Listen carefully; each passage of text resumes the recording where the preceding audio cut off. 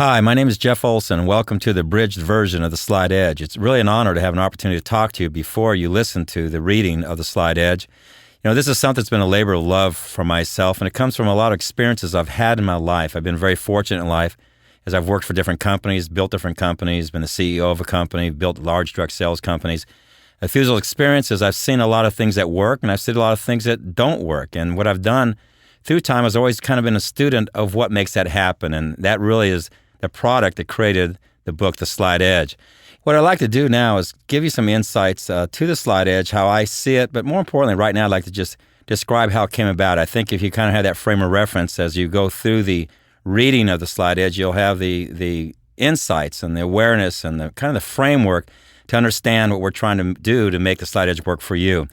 It began with me after all the experiences I had in life. I was very, very fortunate in my life, and I was put in a position where I was the founder and the CEO and chairman of a company that turned out to be one of the largest personal development companies in North America. And what this was a TV channel that was connected to a direct sales force. And with that, what we did is we produced information that could change people's lives. Things about your family, your finance, your health, relationships, career, sales. Any information that you needed to build your life, we created and we produced that and we put it on a TV channel 7 days a week, 24 hours a day.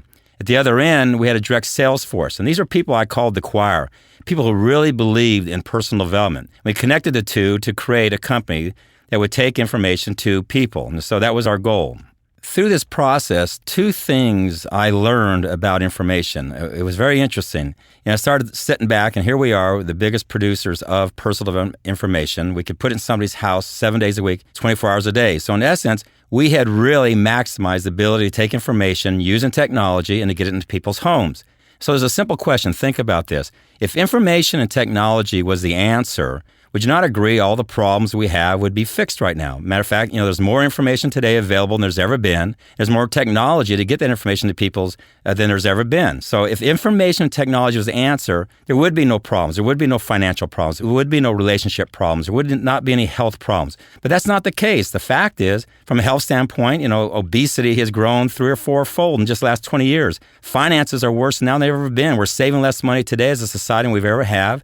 Relationships have been falling apart at a rate over the last 20 years like we've never seen before. But yet, at the same time, information and technology has grown 10, 20-fold. And so my question is, if information and technology is the answer, would you not agree it'd be going the other direction? Well, the fact is, there's something that makes information and technology work. Think about this.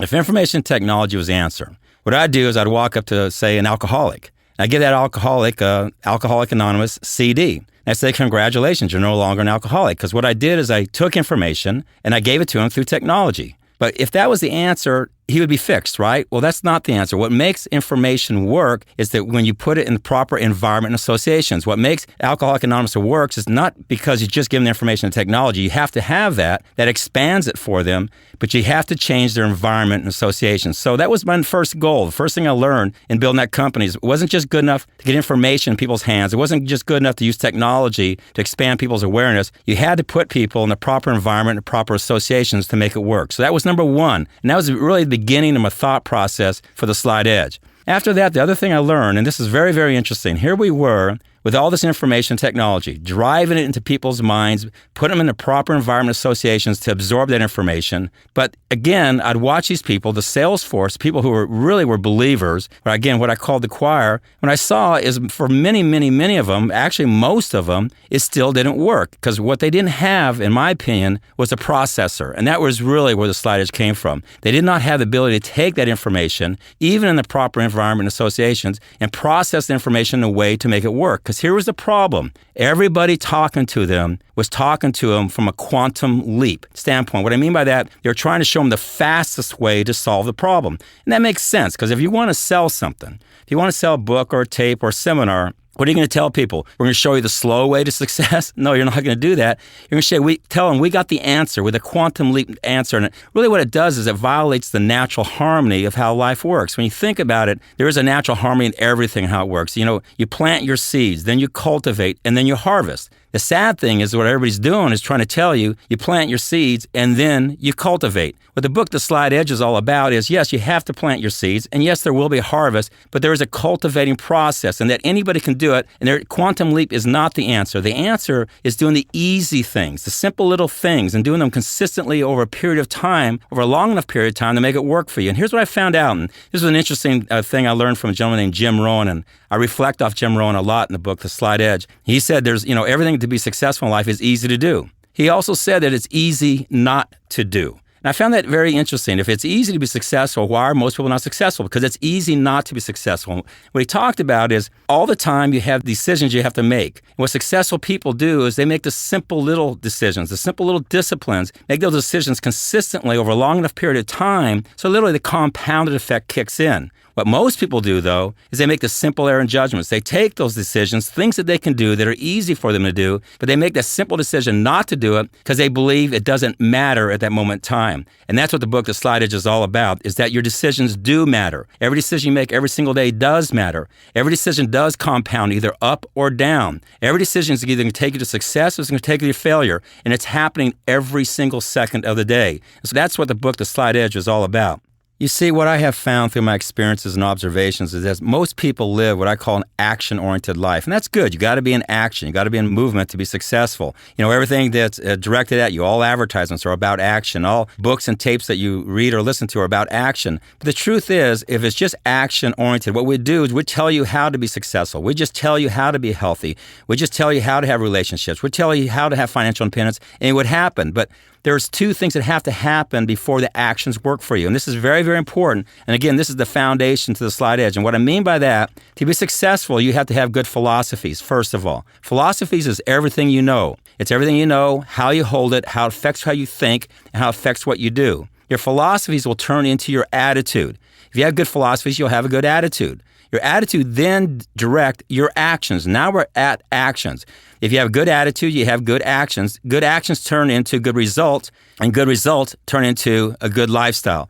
So think about it. If somebody has positive philosophies, again, that comes from the books you read, the tapes you listen to, and probably most importantly, the people you associate with. You have good philosophies that will turn into a positive attitude. That will turn into positive actions, which turn into positive results, positive lifestyle. But if things aren't happening for you, if somebody's out there and they're going through the actions, they're doing the actions they're supposed to do to have success, but they're not having success, usually if you look backwards, what you'll find is they don't have good philosophies. They don't have good information driving the way they think. It's turning into a negative attitude, and they're taking that attitude and doing the actions wrong. Those actions are turning into bad results, turning into a bad lifestyle. So what I've always suggested to everybody, and this is real critical, what the Slight Edge is all about is getting you to create this processor so you can take this information, this abundance of information that's available. There's more information, again, today than there's ever been. There's more access to information through technology than there's ever been. And taking that information and making it work for you. But to make that happen, you have to have what I call, again, the processor, or you have to have what I call the philosophy and attitude. The Slight Edge is a philosophy. It's a way of looking at information and processing that information so that you have a good attitude that now takes those actions and turn them to good results. It's always been very interesting for me to see seemingly two very, very similar people. And I've seen this over and over in corporate America, and small business America, and businesses I've owned and businesses I've run. I've seen people very, very similar to each other, having the same product, the same company, the same opportunity. They're being trained in the same actions. They basically have the same ability to do the same actions. One person takes those same actions in the same marketplace, the same product, the same company, and they have success with it. And the other one takes the exact same thing, seemingly the same quality of a person, and they don't have success. And what you'll find is if you back up and look at those two different people, you'll find one of them has based their life on positive philosophies, positive books, positive tapes, positive associations. That's created a positive attitude. The other person has made a bad Slight Edge decision. They've made a decision that information really doesn't matter, that the people they associate with doesn't matter, and it's turned into a negative attitude. They don't even know it exists. That attitude affects their actions. It's so slight you can't even see it, but eventually that compounds over time, turns into bad results, and have a bad lifestyle. So again, really the Slight Edge has really been a Slight Edge evolvement for myself. What I mean by that, it's come from a lot of observations, a lot of things I've seen that work, have not worked. When I started that company, that personal development company, and built that TV channel, My goal was to change people's awareness, to give them more access and awareness to information and use technology to get it to them. As I did that, I realized that environment associations were as important as access to information and technology. But as I went through that process, then I realized really, quite honestly, even with people who willingly wanted the information, who were part of the choir, who really believed in the information, and would have given it to them directly, they still didn't have the processor because they had been trained over time by society, by marketing, by advertising to look for the quantum leap. And that's what led to the Slide Edge. And that is everything you need to do to be successful. It's easy to do. It's easy not to do. You know, what successful people, they do the simple little things that seem to make no difference at all in the act of doing them. And they exercise those simple disciplines, and they just do them over and over and over and over till the compounded effect kicks in, and it leads them to success.